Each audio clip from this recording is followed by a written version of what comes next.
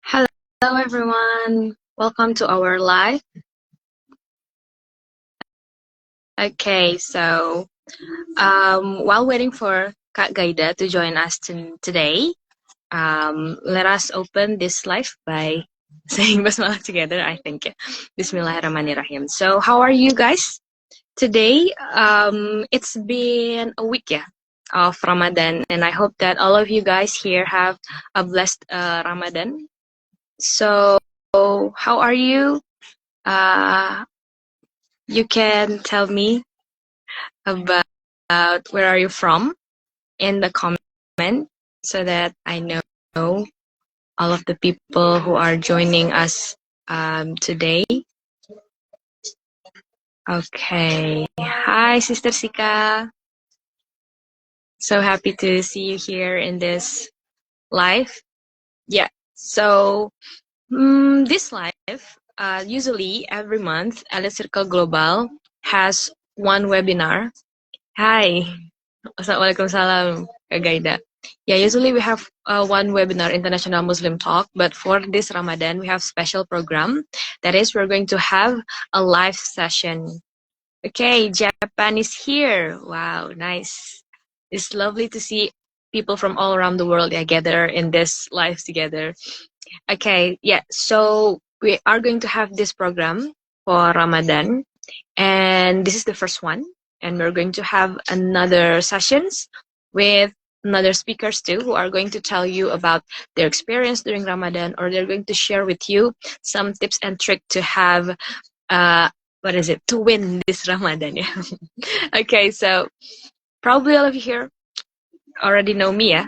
So if you haven't know me yet, I'm Khodijah and I'm the staff or the host in Elite Circle Global. And today we have a special guest. We are going to talk about how we experience Ramadan around the world. Yes, Sister Ghaida. And for today, we're going to listen to Kak Ghaida or Sister Ghaida experience. So she's in Canada now, and we're going to experience during Ramadan there. So let's wait until she joined live. Hello, Sister Ghaida. Assalamualaikum, Sister Dija, my best MC as always. How are you today? I'm good. What about you, Sister Ghaida? Alhamdulillah. I kind of like a little bit confused this morning with the time zone. I was well, my friend told me about the daylight saving time, because in Canada now it's 1 hour ahead, so we're losing 1 hour sleep. So I was aware, but I was also shocked. I was like, oh my god, I was so late. How is it? But we can make it so far. Yeah, so I was like, I remind Kak Ghaida that no, it's still 4 o'clock here in Indonesia, and then thank God. Yeah, okay. Yeah. That's good. Okay, Alhamdulillah. But so what time is it in Canada right now? So right now is actually 6:33 p.m. So in the morning. In the morning, that's right.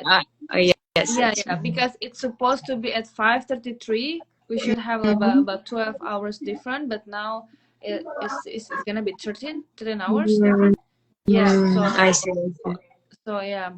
So now Okay. Also, like the subuh prayer now, the Fajr time, it's at 5:56 a.m. So it's 4 at 5 a.m. So that's why I was thinking I was late for everything. Because I finished so late the coaching, so that's why. Yeah. Alhamdulillah. Okay. So Alhamdulillah, we all can gather here in this live session, and we're going to listen to Sister Ghaida's experience about her Ramadan in Canada. Okay, so I'm going to start with a first question. Wait.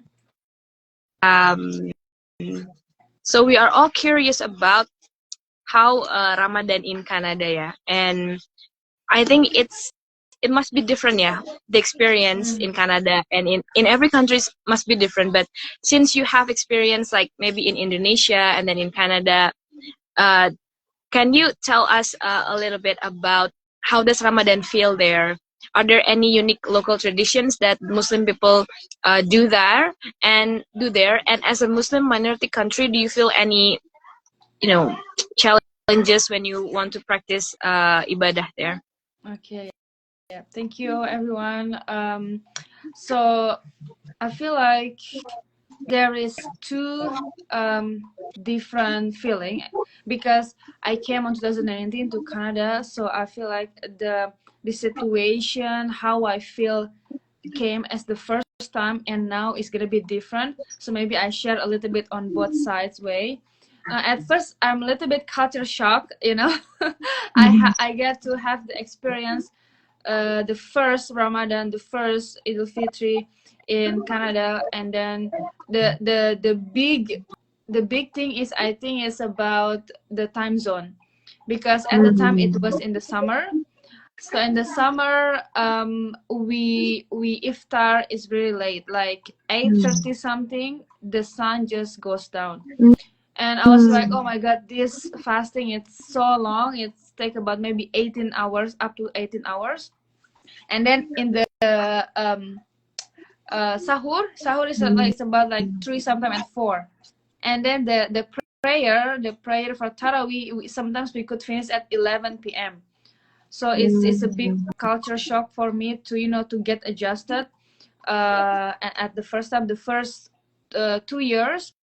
But then and then I didn't know any Indonesian at the time. Yeah, I was like, is there any Indonesian in Canada? Am I alone in here? Like I couldn't find anything, So I just feel sad sometimes, but I see in the street that Montreal is one of the multicultural city. So sometimes when I see people in the street wearing hijab, I feel so proud and happy. Oh my God, there is another Muslim in here. So I feel included. Actually, I don't know, in this minority Muslim country. So then I like a couple times I visit the mosque mosque nearby, and then I didn't see any Asian. I mean, basically not Asian. It's more like they're from Middle East, So it just like I have to get to know with them also, just to get the experience how are they feeling. But then now comes to the last 3 years, I think I kind of like enjoying celebrating Ramadan in here, because I get to know a lot of community. I get to know the Indonesian itself as especially I'm the part of the Indonesian Muslim community. So we have the special event during the Ramadan. Sometimes we do volunteering, and then we contribute and collaborating with the other community. So I think every people in here bring their own traditions, because Canada they don't have any special as Canadian, but since everyone immigrant, and then they came from Egypt, they come from Middle East, Africa, and then Indonesia, and then there is Malaysia also. They bring their own tradition, but then we met in the one place, let's say in the mosque, or like celebrating together. So we crossing the culture, we sharing our culture. Oh, how is it, the Ramadan in your country, something like that. So basically it's feel more connected, because when we see people around the world celebrating in here, so it's the connection is more meaningful and deep, I think. But yeah, I think so far that's what I feel about how I celebrate it. Okay, so at first you might feel a little bit hard to adjust, yeah, especially with the time. But then, as time goes by, you got used to it. Yeah, and now you right. kind of enjoy the vibes of Ramadan there. And Alhamdulillah, you have gathered with various Muslims from all around the world, and it makes you feel have global connections, yeah. That's and right. You can also feel another culture when you are interacting with them. Okay, so everyone, if you also have questions for Sister Ghaida, you can ask in the comment. So you can write it down there, and then I can move on to your questions, and then I can go back to my questions here. So this is how the life is going to run. Yeah. So if you have any questions, please write down in the comment.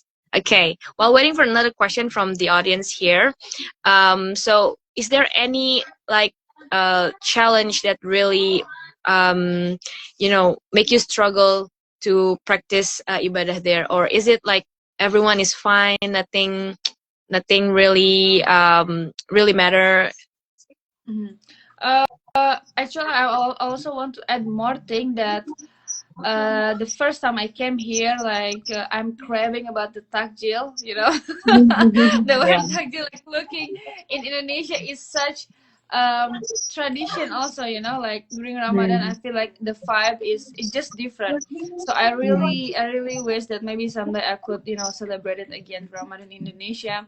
But then come back in here, what was the challenges? I think at first the time zone, because it's always changing, the prayer time Mm, also changing, so we have to adjust the what is it, the time, according to our schedule, to our work, something like that. As just for now, like you see that now they have daylight saving time. It just yeah. make got chaotic at the moment. So I was like, okay, but it's well, it is what it is. And then another thing, Mm, I think, since people not aware about the Ramadan, so the five itself in Canada, sometimes when I walk to the street, is this Ramadan? Oh my god, why people not aware? Like I feel like the non-Muslim, yeah, like because. But then when we go to the mosque, I feel like I'm happy, like I'm grateful. Oh, they're feeling the same thing we are celebrating in the Ramadan, like as this month. But then when I go outside the, to the work life, let's say when I do coaching, and I don't know, maybe the other people when they are doing their job, I feel like maybe like they're gonna have feeling, why um the other people just leave it as a normal, not as like Ramadan. mm, So sometimes the feeling of the vibes also not that strong enough as in the Muslim country. And then another challenge is maybe that like with and when we fasting, we tend to take care our attitude, right? Our attitude, our words, and then our eyes, something like that. But in here sometimes they're a little bit more open. So then how mm, we can take care of ourselves to not get distracted with that. Because in mm, here I feel like all the just the dunya, they just think about the dunya, they don't think about afterlife. So how we can actually pushing ourselves to keep in a track, to stay the true with our belief, while they're not doing that. But then another thing, that this is the way how we can promote also, like introducing, if the, let's say, the players wants like the other people, some of them are there know about Ramadan, they know about mm, Ramadan. So they're curious, like, how can you be so strong, like have energy, you work and then you're doing the Ramadan. And I said, well, you should try. Maybe someday. It's really good. It's good for your health. Like sometimes I answer it based on, if you study, it's really good. It's like detoxing, after one mm, year, and then for 1 month our body got service, something like that. Yeah. mm. Okay. So maybe this is a follow-up questions to your story before. So you mentioned that you learn a lot of traditions, yeah, or you exposed to a lot of tradition from all around the world. Do you find one that is so interesting? The tradition. I feel like there is something when I do iftar. This is, I don't know, it just like pop up in my mind. When I do iftar, they only serve like a milk and the dates. I think that is also Mm. maybe the part of the sunnah. I think I feel like it's so delicious to eat it in here. Like in Indonesia, maybe we eat gorengan, like everything is there. I think it's still delicious. It's Yeah. like mashallah, it's so good. But in here, it's only simple as that. Like they serve milk and dates. I don't know. It's just like, mashallah, it's so good. It's like I don't know how to describe the feeling, but maybe next time you try also, Dija, Yeah, yeah. with I'm so milk. excited to try that. They mix it. Yeah, they mix something with the milk. Yeah. Okay, so yeah, I think as a Muslim, when we have the same practice, yeah, all around the world, because we are probably are the same, yeah. So I think it's one of the good thing when becoming a Muslim, and then you meet Muslims all around the world. You kind of have easy to connect because you have a lot of same habits and same view. I think, yeah, one of the easy thing, yeah, to connect with people around the world, especially Muslim, is that, I think. I don't know. I should experience it by myself. Inshallah, someday you will Inshallah, go someday. travel for. Amen, amen, amen. Yeah. And then I come to Canada, yeah, to Montreal to Yay! see you. I can't wait.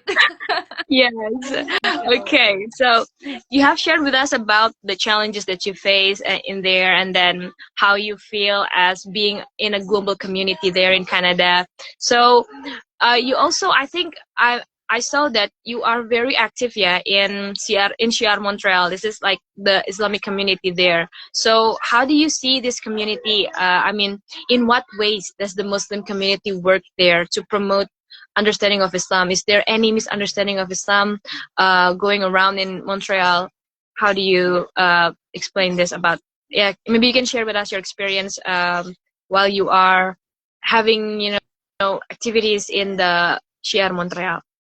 Yeah, mashallah, alhamdulillah. So I know that in here, how to say, like I think when I come to Canada is the part of my life journey or hijrah journey, and that's also it's only 1 year I decided to wearing hijab at the time, and then I came to Canada. So I think there is also another challenging for me, like I decided to wearing hijab, but then I came to this minority Muslim country. So so that's why I think I try to look for how to find the community that strengthen my iman. Mm. And then I feel like so far that what I experienced, Alhamdulillah, I don't receive any bad what is it experience from the other people, how they think about the hijab or something like that. But maybe Mm. some other people, they might experience it, or especially in the US, they think hijab is really bad, or they label Muslim they frame Muslim or like the Islam, so I came here with the purpose, like so I'm Indonesian, I'm a Muslim, so I want to represent the Islam. I want to represent the Islam to these people that not really understand that that's not true what you saw in the news or what you saw in the internet. Mm. um, so I have that feeling that that's why like the hijab is kind of like protecting me to keep it stay true. And sometimes I want to show them, okay, like this is how is it Islam should be. They are caring, they are practicing, they clean, they take care of each other. They have to be respectful with the non-Muslim. So so now then by the time I joined the Indonesian Muslim community, I feel like especially as Indonesian, I want to show or introduce the Indonesian side, example as the food or like our culture. Like there is also in the other part there is a traditional dancing also that we actually promote in Canada, and there is so many people I think interested. There is mixed marriage in here. There's Indonesian and there is also non-Indonesian. So the guy is really good speaking in Javanese, and he's playing traditional instrument. So that's Wow, that's how he good. met his wife, something like that, because of the Indonesian traditional music, something like that. So I think it's really amazing to see that. And also sometimes even the non-Indonesian wearing batik, something like that. So I feel like we don't encourage them to get it as a Muslim, but we just show this is the Muslim should be. We just promote them so they see that oh, okay, that's different than what I saw in the news. I wish that they have their mindset. So we're trying to promote the Islam itself, and then also especially as Indonesian, maybe there is another thing about the culture of Indonesian, as I'm the part of Indonesian Muslim in here. Mm-hmm. Yeah. Wow, that's amazing. I think, yeah, as a Muslim, we have to be the example, yeah, of, I mean, we are representing Islam, and that is one of the way to, you know, to tackle all of the framing, yeah, bad framing that Islam has got, yeah, these years. I mean, this in this era, there are a lot of misconception about Islam, and we as a Muslim, and especially living abroad, I think that's the right thing to do. I'm amazing, Sister Gaida. Okay, so we have one question here from the audience who are watching, from Sister Sika from Japan. Her question is, do the government and local people support Muslims during Ramadan in Canada? This part actually I'm not that quite sure, but I saw some news before that the government Canada, they wanted to make it the Eid Fitri, something like that, as a national holiday. I think it's That's gonna good. be like I saw one time, but I'm not sure if I check it right. But I think yeah, because I think how many, maybe 100,000 something that Muslims in Canada is growing, and they try to make the petition. They make the petition that make it the Eid Fitri as a national holiday. But I have to check again. Maybe I'm gonna share it if it's really true. I saw it like probably last year or like a couple months back. So yeah. But you know, in Montreal, it has a different story. I am in the part of Montreal, which is Quebec. So sometimes there is another part that Quebec is a little bit, you know, not quite nice towards the Muslim, because I know some other school they ban the hijab. They ban the hijab in the school, so they're not allowed to wearing any hijab. But then from that also, the Muslim community make a petition that you can ban the hijab or something, or like the prayer room, like, because they're not allowed us even to, you know, to have the space for the prayer or something like that in the school. But Alhamdulillah, in my place it's all fine. It just, you know, it's more like the French, you know, the French a little bit how do you say, yeah, they sometimes have still bad thought about Islam.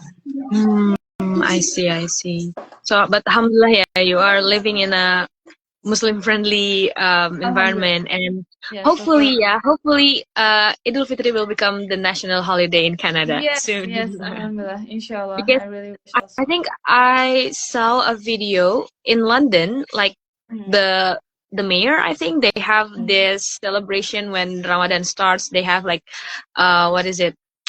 Like, yeah, a celebration on the street, like when Ramadan comes. So I think the Muslims, I mean, I think it's kind of shifting right now, yeah. The idea of Muslims, or the idea of Islam around the world, I think it's getting more positive. Like, hopefully, you know, a lot of misconception about Islam and the hoax about Islam can be erased around the world, and people will know the truth of Islam. Yes. Okay. So, you mentioned that you have stayed in Canada for about 3 years, yeah? No, 6 years, 6 to 7 years. Years. Oh, yeah, 6 to 7 years. Oh Okay. my God, So six to I'm seven shocked years. of myself. That long? Oh no. You just realized it now after 6 years. Okay. Okay, So, honestly, fun fact, I was planning to only stay 6 months. I'm gonna stay 6 months wow. in Canada, yeah. 6 years now. Wow, that's amazing. Yeah. Okay, so that's one question from the audience, actually from my followers in Instagram. So you have been 6 years in Canada. Do you feel homesick sometimes? How do you manage? I mean, when you have, how do you overcome homesick? Okay. Yeah, before I get to the question, I want to add also, when you mentioned about London, about in the street, right? So I Mm-hmm. saw now in the store also they selling a lot of Ramadan decoration. Wow. So yeah, like I saw there is called Dollarama. It's selling under $4. So each season they always sell things. Maybe in the Halloween, maybe in the Christmas, in the what is it, in the spring, or like Valentine. In here is they have that, right? So they always sell special decoration on special occasion. But now sometimes I saw they also have Ramadan decoration. So I Wow. think it's really good, to, I think, yes, a small step by step, slowly, that people aware about Ramadan, people learn about this. So it's really good. So now, yes, back to the question. Yes. It's how I get overcome the homesick. So actually, since I'm young age, like from I'm 12 or 13, I already live in dorm in Jarum Badminton Club. So at that age, already far from my family. I only get to see them twice a year, or sometimes maybe if they visit to Kudus in Java, is Java. But then most of the time, only see them twice a year. I think maybe from my parents' side, that to teach me how to become, independent. Also, it's already started from young age. So maybe I'm homesick, but I don't really homesick because I think maybe my inner calling is I love to travel. I like to explore. So sometimes, uh, maybe when I miss them, I just call them. Now it's easy, the technology, but Yeah. now I'm here. Maybe the person that, maybe the food. How, I think in this era right now, we have to become adaptable. We have to be adaptable to any situation. Otherwise, we cannot survive. Because Yes. maybe, this is my opportunity in Canada, my risky in here, that Allah gave me opportunity in here, but then I couldn't handle it. Then maybe I could go back to Indonesia, right? So that's why I feel like it's important to have the mindset to, we have to adapt in this world. Sometimes, the technology, or like the world goes fast. Sometimes we have to adjust. There is so many new things that we have to learn. So yeah, I don't really get homesick. If I get homesick, I just, now Alhamdulillah, I have a lot of Indonesian community. I just sometimes visit them. I join the halaka, the family halaka. I think that's enough, to get to the feelingness of the Indonesian itself. So yeah, I think it's. I'm homesick of the food. Yeah. My family, inshallah, that we still keep in touch by the text, by the calling. But yeah, and also like last year, I get to see them, spending the time. So it's still good, Alhamdulillah. Yeah. Alhamdulillah. What is your favorite food and the thing that you're very like really craving to eat? Today I'm ordering batagor. Wow. Today there is one of Indonesian is making. Ghaida, today I'm cooking batagor. Like, I know it's your favorite. Oh my god, yes, yes, yes. I'm gonna I'm gonna have batagor because it's from Bandung. I love batagor. I love siomay and cendol. Wow. Yeah, and it's in next week also, there is gonna be cendol. So maybe I'm gonna order. Okay, hold on. It's still morning there. You will be hungry if Oh you're yeah. thinking of food. Oh my god, that's right. Okay, so this is maybe the last question, Shab. And after this, if you have any questions, all the audience here, you can ask the Sister Ghaida too. Yeah. Okay. So since you have been staying there for 6 years, I mean it's a long time. Can you share with us like what personal lessons have you learned as a Muslim there, and how have they strengthened your faith? Um, Alhamdulillah, like so far, when I live here, and how I strengthen my faith is, like, back to my first story. I think um, coming to Canada is the part of my hijrah journey also, like my hijab journey also, as an athlete, as a person. So then coming here, I think that's another challenging, because I live, or like I work in the environment that really well, in Indonesia, if I'm in badminton environment, they understand Islam, right? Or like Muslim, because majority is Muslim, they understand. But in here, um, they don't know what is Muslim, and especially I'm wearing hijab. Like they thought this is a hat. Like, why you don't take off your hat? Something like that. Why are you wearing this? Like, so sometimes, well, sometimes the one who asking is like, young people. So I couldn't explain about the religious part, so I make it answered in the somehow it comes to their logic. So that's why, I have to adapt how they perspective also in here. So, and with the other challenges, I think, and I hope it's when I travel or like here, I feel like how it's Allah is really, it's big. How to say, like, because it's amazing to see, mashallah, like I see in Indonesia people who live over there, but then in Canada also there's another part of the world that they're living here. So I think it's amazing to see how to call that, yeah, it's amazing to see how Allah created this world with different race, different languages, different I know everything is different, but then I get to the opportunity to meet all of the people around the world also, that also strengthen my iman, mashallah, that Allah is like real, Allah is glory, like, yeah. Because how he can create all of this, without the purpose or without the meaning. So as for myself, back again, I'm here, like I want to show to the non-Muslims, especially I'm in Canada, that how is it Muslims should be. Okay.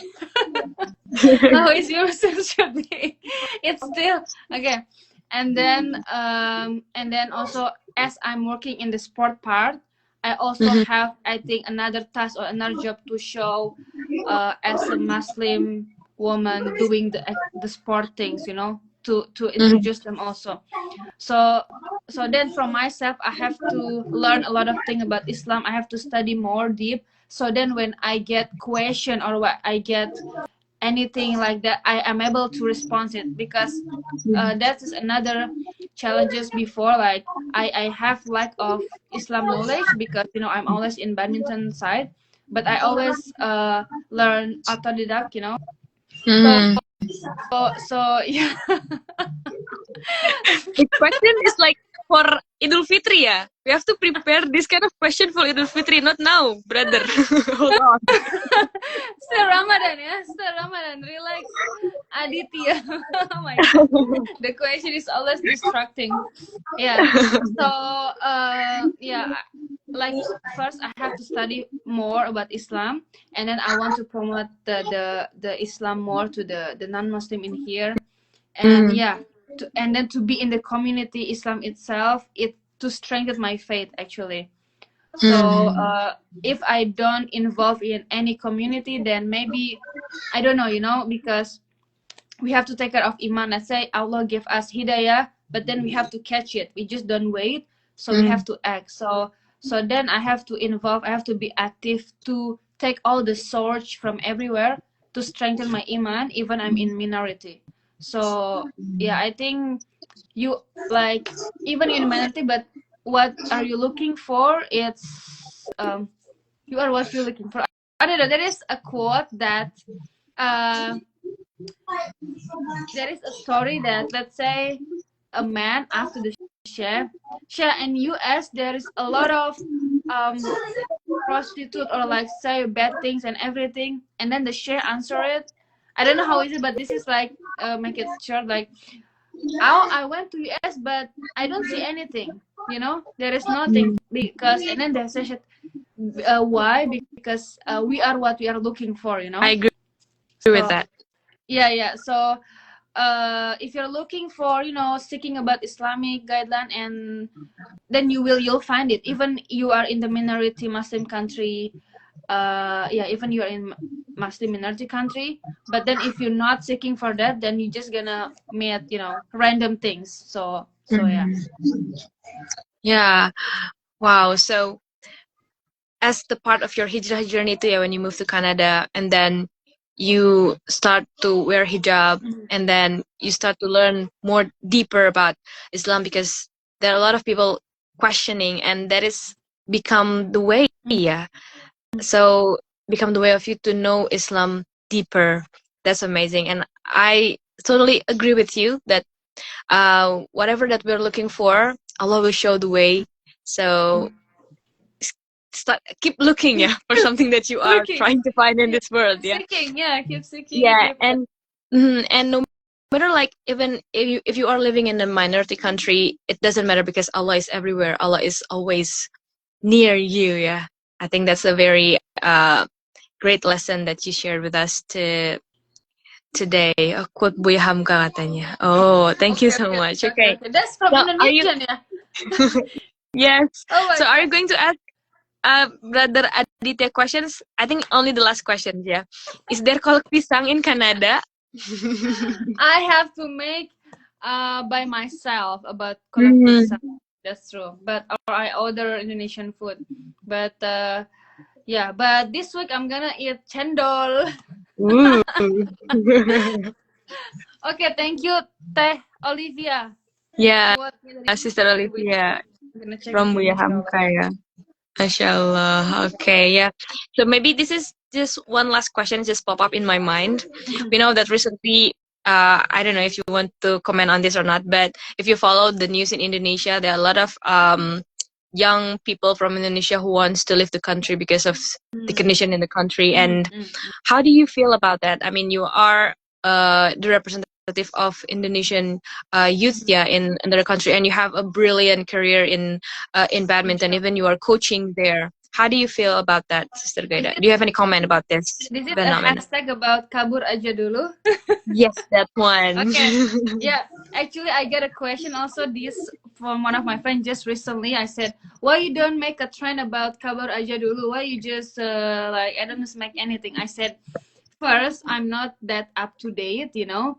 I see. And yeah, so even you saw me in Instagram very active, but you know, some social media could be too much and it's not good. So I try to manage also. So sometimes there is thing I don't know also. So I'm not that up to date.